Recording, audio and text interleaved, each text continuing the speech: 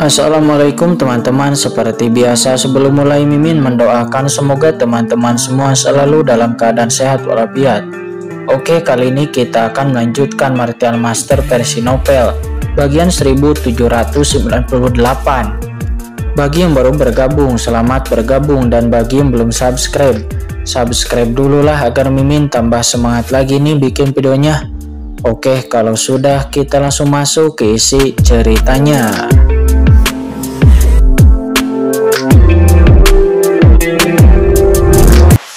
Keganasan melintas di matanya, cahaya batu hitam mekar di lengannya, dan kekuatan aturan mekar. Dan lengan leluhur hantu batu itu langsung menjadi hitam pekat, seolah-olah ada gelombang kilau batu. Dengan cepat mengeras, tergeletak di depannya dalam sekejap. Dengan suara keras, sabit kematian menghantam lengan leluhur hantu batu, seolah-olah menghantam batu besi yang keras, membuat terowongan yang menusuk. Dan saat berikutnya, leluhur hantu batu itu terbang mundur dengan suara keras, dan di lengannya tanda pisau yang dangkal dengan cepat muncul, dan seluruh sosoknya mundur dengan keras. Kemudian dia menstabilkan sosoknya. Senjata tingkat tinggi, kata leluhur hantu batu. Dia mengangkat kepalanya dan melihat leluhur seribu tulang dengan kaget, dengan sedikit ketakutan di pupil matanya. Dia adalah batu mati di dunia bawah, dan hal yang paling menakutkan tentangnya adalah pertahanannya yang dapat dikatakan tak terkalahkan di ranah transenden tingkat 3. Namun sebelumnya, sabit milik leluhur seribu tulang berhasil meninggalkan bekas luka di tubuhnya. Hanya puncak transenden yang dapat memiliki kekuatan seperti itu. Dia terkejut, dan seribu tulang yang berada di samping juga terkejut. Sial, orang ini benar-benar tangguh, dan sabit kematian baru saja memotong celah di tubuhnya, dan itu tidak membunuhnya dalam satu pukulan. Kata seribu tulang. Dia mengutuk, menggunakan kekuatannya saat ini untuk mengaktifkan sabit kematian sebagai gantinya untuk menjadi penguasa daerah terlarang biasa. Bahkan jika dia tidak mati, maka akan terluka parah. Tapi siapa yang tahu bahwa hanya akan ada goresan kecil di lengan leluhur hantu batu yang membuat seribu tulang tiba-tiba kehilangan muka yang besar. Sekali lagi, aku tidak percaya. Berapa kali kamu bisa menghalanginya? Kata seribu tulang. Dia mengumpat dengan marah dan ingin menyerang lagi. Seribu tulang, itu saja, kata Kincen. Pada saat ini Kincen berbicara dengan tenang, mencegah seribu tulang untuk menyerang. Tuanku, seribu tulang menoleh dan berkata, jangan khawatir, mari kita lihat bagaimana bawahan ini akan membacok benda batu ini sampai mati. Mendengar itu Kincen tidak bisa berkata-kata. Baiklah, sekarang tujuan utama kita adalah menghancurkan segel di depan kita dan meninggalkan tanah telantar. Tidak perlu berperang. Membunuh tidak akan menyelesaikan masalah apapun, kata Kincen mengerutkan kening. Kalau begitu ya, demi wajah tuanku, maka leluhur ini akan melepaskan benda tua ini, kata seribu tulang. Dia menus dingin, menyimpan sabit kematiannya dan kembali ke sisi Kincen dalam sekejap. Kemudian dia melihat ke arah serangga pemakan jiwa yang tertegun dan yang lainnya yang masih menatap leluhur hantu batu dan melambaikan tangannya. Kalian melakukan pekerjaan dengan baik sekarang di bawah komando tuanku. Kalian hanya perlu bersikap tangguh. Siapa yang berani tidak menghormati tuanku, maka persetan dengan itu. Apakah kalian mengerti? Serangga pemakan jiwa dan yang lainnya sedikit linglung, namun kemudian mengangguk tanpa sadar. Baik, dimengerti. Tenang saja, karena tuanku berkata lepaskan orang itu. Mari kita dengarkan tuanku dan biarkan dia hidup lebih lama. Serangga pemakan jiwa dan yang lainnya melirik Kincen, dan mereka semua segera menahan diri. Sementara di kejauhan leluhur hantu batu yang melihat ini wajahnya pucat, tetapi dia tidak mengatakan apa-apa. Dia hanya kembali ke platform batu lagi. Seorang pahlawan tidak akan menderita kerugian langsung jika hanya ada satu lawan. Dia akan melakukan yang terbaik untuk melawan lawan tersebut. Tapi sekarang Kincen memiliki begitu banyak ahli kuat di bawah komandonya. Dan dia bukan orang bodoh. Dia secara alami mengetahui manfaat dari mundur secara strategis, jadi dia tidak perlu untuk terus bertarung. Jangan melihatnya yang tampak sembrono di permukaan, akan tetapi sebenarnya pikirannya sangat peka. Jika tidak, dia mungkin telah hidup dari zaman kuno hingga saat ini. Melihat kelegaan dari kedua belah pihak, sedikit kekecewaan melintas di mata leluhur iblis bayangan. Temanku, tolong jangan pedulikan bawahan yang menyinggungmu sebelumnya. Seribu Tulang dan yang lainnya memang memiliki temperamen seperti itu. Mereka lebih lugas, tetapi mereka tidak bermaksud jahat, kata Qingchen. Pada saat ini Qingchen menundukkan tangannya kepada leluhur hantu batu dan meminta maaf dengan tulus dengan wajah yang hangat. Leluhur hantu batu tertegun sejenak dan dia tidak menyangka Qingchen akan meminta maaf atas inisiatifnya sendiri. Dia tidak bisa menahan diri untuk tidak melembutkan wajahnya, menangkupkan tangannya dan berkata, "Ya, leluhur ini tidak akan menganggapnya serius.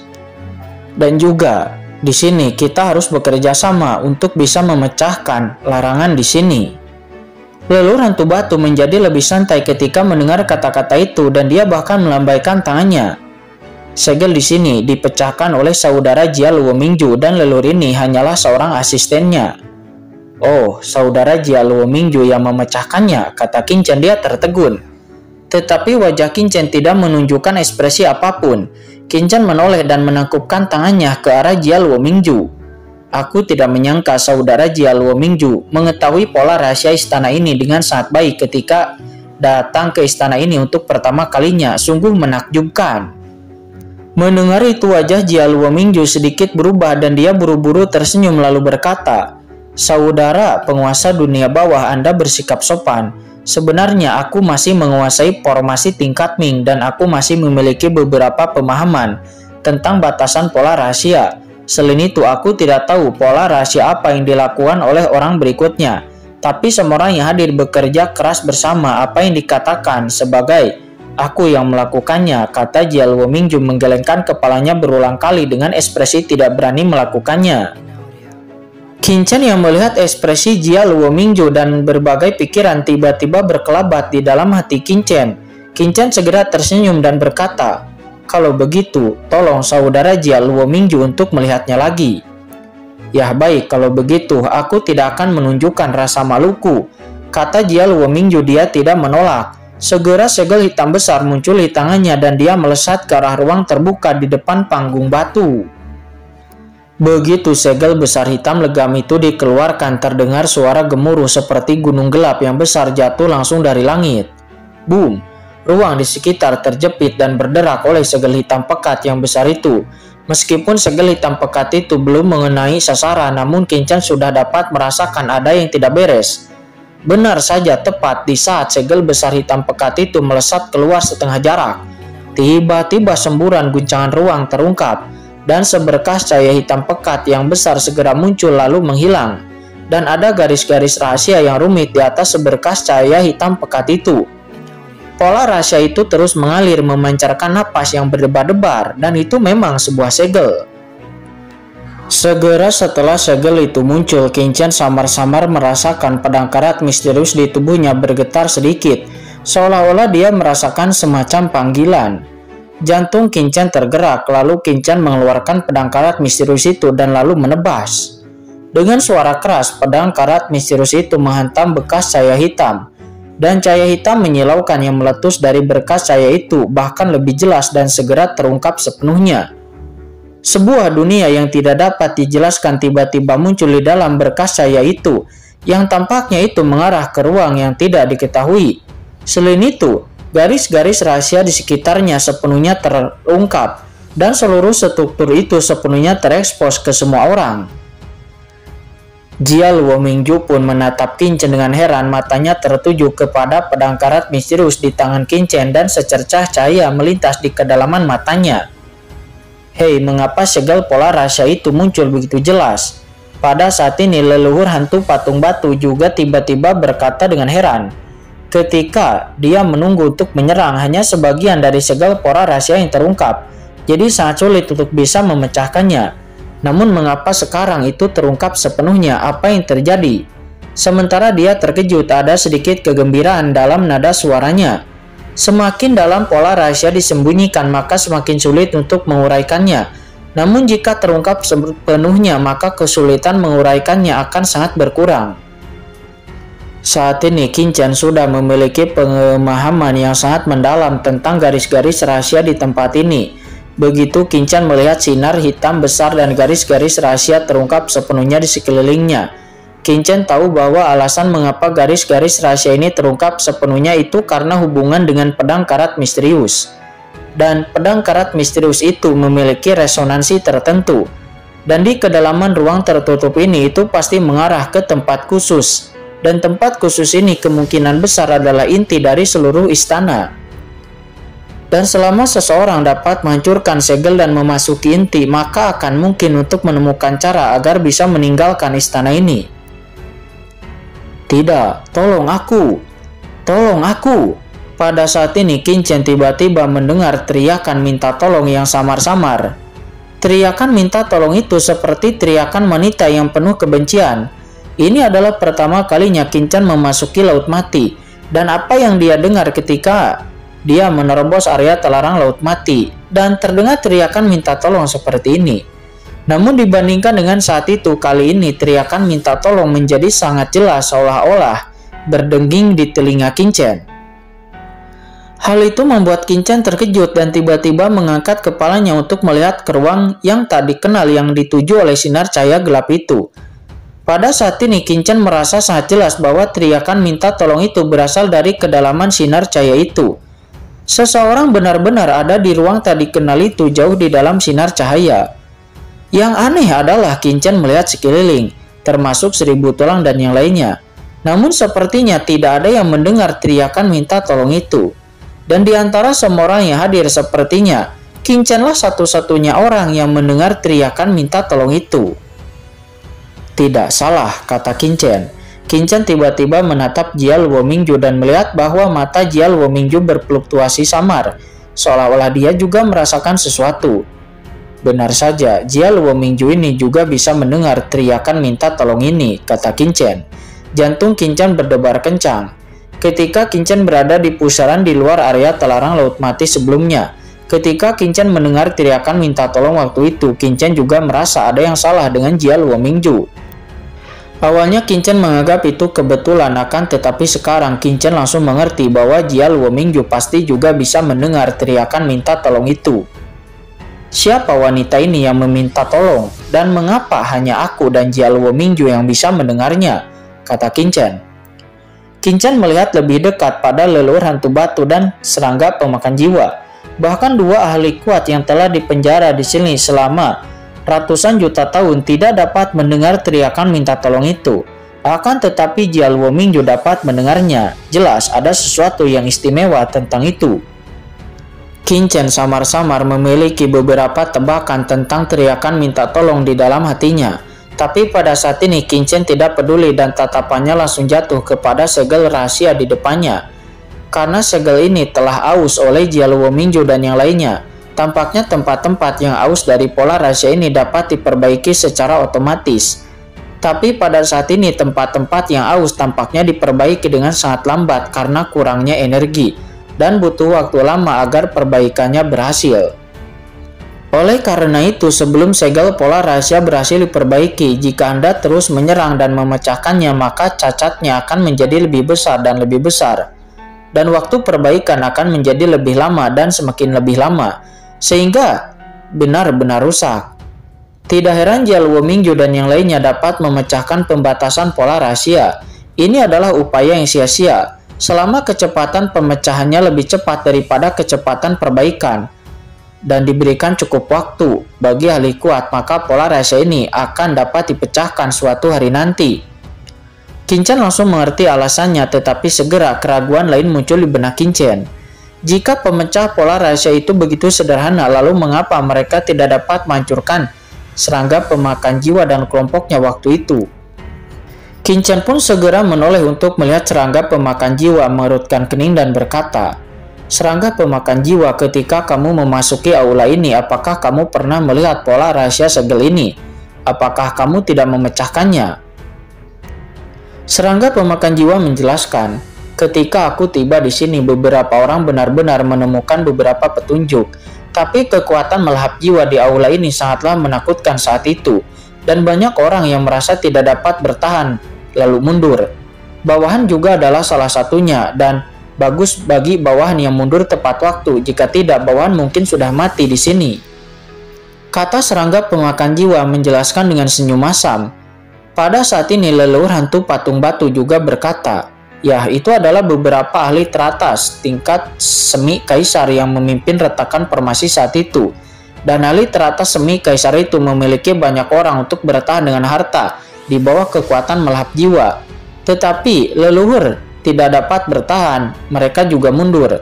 Leluhur tidak begitu jelas tentang apa yang terjadi di sana, tapi kemungkinan besar mereka tidak akan sanggup bertahan, jika tidak istana dan balai kota pasti sudah hancur.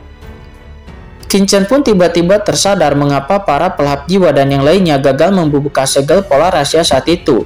Kali ini itu karena pedang karat misterius Qin-Chen yang beresonansi dengan aula, yang telah melemahkan kekuatan melahap jiwa di aula ini. Jadi semua orang mampu memecahkannya di sini untuk waktu yang lama. Namun saat itu kekuatan melahap jiwa di aula istana sangat mengerikan. Saya khawatir sebelum serangga pemakan jiwa dan yang lainnya dapat mengetahui struktur pola rahasia di sini. Sebagian besar ahli teratas telah ditelan oleh aula istana ini. Cukup banyak jiwa untuk mati, jatuh ke dalam kegilaan. Dan hanya ahli teratas semi kaisar yang dapat melindungi beberapa orang dan bertahan. Apakah orang-orang itu berhasil? Qin-Chen melihat sekeliling. Platform batu ini benar-benar kosong dan tidak ada mayat sama sekali. Dengan kilatan di mata Qin-Chen, Qin-Chen segera menoleh untuk melihat orang-orang di belakangnya dan bertanya, siapa di antara kalian yang datang ke aula ini lebih dulu dan apakah ada mayat di aula ini ketika kamu datang? Mendengar pertanyaan itu, semua orang yang hadir tercengang. 1000 tulang merutkan kening dan berkata, tuanku, ketika aku datang, Wulong Guiju dan yang lainnya sudah tiba lebih dulu. Kamu bisa bertanya kepada mereka. Saudara dunia bawah, saudara Yanhun, saudara Jialuo Mingju, dan semuanya yang ada di sini ketika kami tiba. Saudara Si Siang, dia adalah orang yang pertama kali di istana ini. Mungkin dia tahu sesuatu. Tidak, itu bukan aku. Leluhur hantu batu menggelengkan kepala. Karena beberapa alasan khusus, leluhur ini lebih lambat daripada leluhur Jialuo Mingju dan Tuan Yanhun. Qin-Chen melirik leluhur hantu batu dan segera tahu bahwa dia tidak berbohong. Apa yang disebut alasan khususnya adalah untuk menelan beberapa master yang berkeliaran di area terlarang tempat telantar tempat dia berada. Sama seperti serangga pemakan jiwa, leluhur hantu batu ini telah tertidur begitu lama dan mustahil untuk memiliki kekuatan saat ini tanpa melahap beberapa orang kuat setelah bangun. Saudara dunia bawah, jangan tanya lagi, akulah orang yang pertama kali datang ke istana ini. Namun, ketika aku datang ke sini pertama kalinya, tidak ada apa-apa di aula ini dan tidak ada mayat, kata Jialuo Mingju. Apa, tidak ada mayat? Kata Qin-Chen. Dia melirik Jialuo Mingju dan pihak lain tampaknya tidak berbohong. Jadi dapatkah dikatakan bahwa ahli teratas semi kaisar itu berhasil memasuki ruang pola rahasia ini?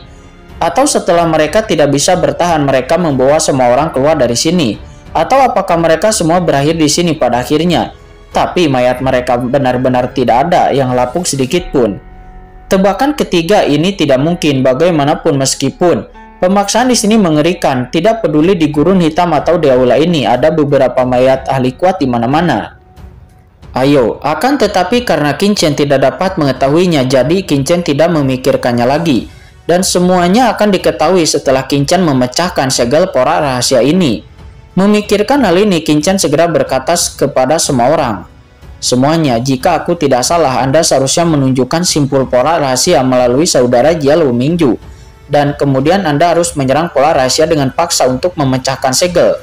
Tapi mulai sekarang, sebaiknya tidak menggunakan metode ini. Itu terlalu memakan waktu. Dan akan memakan waktu setidaknya 10 tahun untuk sepenuhnya menghancurkan pola rahasia melalui metode ini. Dan jika pola rahasia itu terus menyerang, maka tidak akan ada variabel, kata Qin-Chen. Ketika semua orang yang hadir mendengar kata-kata Qin-Chen, mereka semua menatap Qin-Chen dengan kaget. Saudara dunia bawah, bagaimana Anda tahu? Kata Wulong Guiju. Dia berkata dengan kaget. Jialuo Mingju juga terkejut merunkan kening. Saudara dunia bawah, apakah kamu juga seorang ahli dalam pola? Qin-Chen pun mengangguk. Ya, aku juga seorang ahli dari guru, dan aku baru saja memeriksa di sini. Seharusnya tidak ada masalah. Dan tidak akan terlalu sulit untuk memecahkan pola rahasia di sini, kata Qin-Chen. Mendengar kata-kata Qin-Chen, semua orang yang hadir menjadi bersemangat.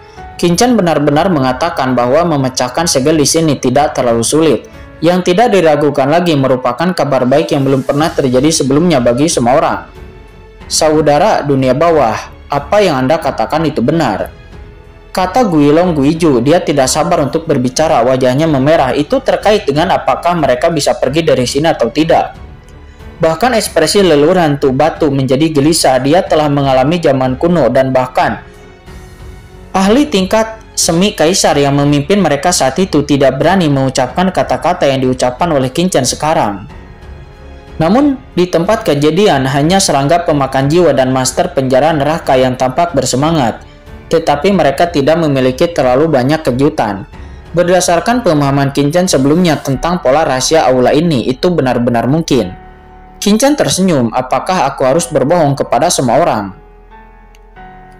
Tidak, saudara dunia bawah, jika Anda benar-benar dapat menembus pola rahasia segel ini, maka kami semua akan mendengarkan perintah Anda, kata Guilong Guiju. Dia bergegas maju.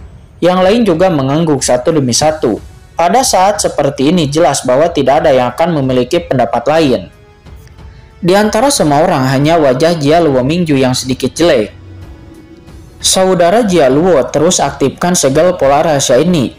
Aku harus mengamati dengan seksama lagi. Yang terbaik adalah kamu dapat menandai beberapa simbol yang kamu biarkan semua orang serang sebelumnya, kata Qin-Chen menoleh melihat Jia Luo Mingju. Jia Luo Mingju tidak tahu kapan wajahnya kembali normal dan buru-buru berkata, "Ya, baiklah." Qin-Chen pun menoleh untuk melihat leluhur hantu batu lagi. Saudara Xisiang, kamu juga memiliki beberapa pemahaman tentang pola rahasia ini. Tolong bantu aku untuk memperbaikinya. Mendengar perintah itu, leluhur hantu batu mengangguk. Meskipun dia masih memiliki beberapa keraguan tentang apa yang dikatakan Qin-Chen, namun dia hanya bisa memilih untuk mempercayai Qin-Chen saat ini.